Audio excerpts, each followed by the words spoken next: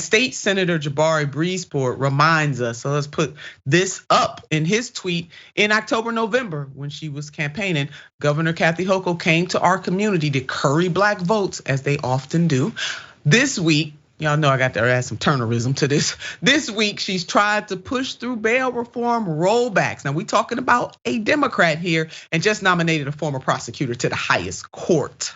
It's indefensible to ask black voters and then work to incarcerate us. No to LaSalle. And so Senator Breezeport, along with some other senators in the New York Senate, has made it very clear for various reasons that this is not the judge.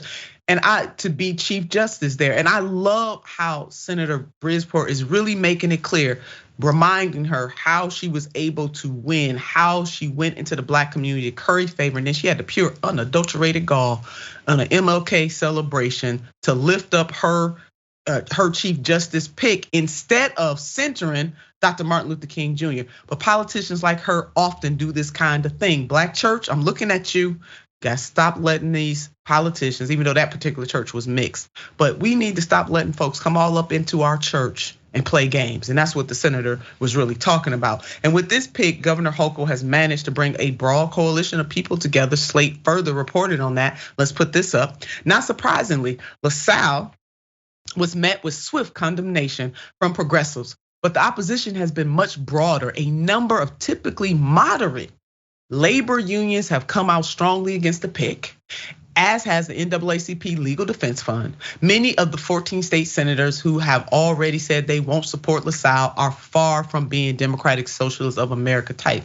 And what Alexander from the Slate, Malaika, is really laying out there is that broad coalition. So you can't just say that it is the progressive left that's doing this, that are disappointed and will not and don't want to see this judge advance, that it is a broad swath of people from the various spectrum of politics on the Democratic side.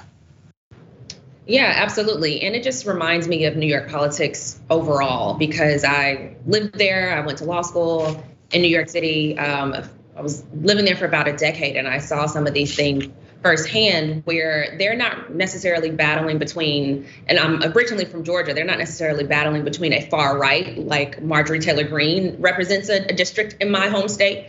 They're battling a really entrenched Democratic establishment that has held on to political power in New York City, New York State for so long. And so I think it kind of comes from a practice and an attitude that this is my person, they're on my team. And even if you are a Democrat, even if you're you're supporting policy that's popular, that people like, this is my person. And I'm gonna go with them regardless of what other people say. And they kind of strong arm people to try and do that.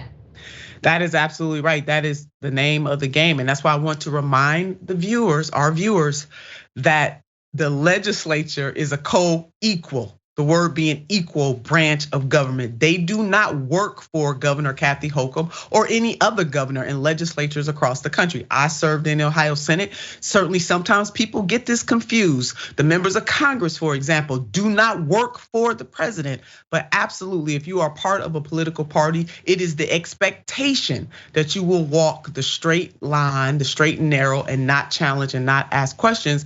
Kudos to those senators who have decided that this particular judge is not right for their constituents, and they are making it known. Kudos to the constituencies, whether it's labor or civil rights organizations and women's rights organizations, who are standing up, coming together, saying, hey, in our opinion, this guy is not right. And we want to give Senator Jabari the last word on this through a tweet. He said, committee just voted no on LaSalle.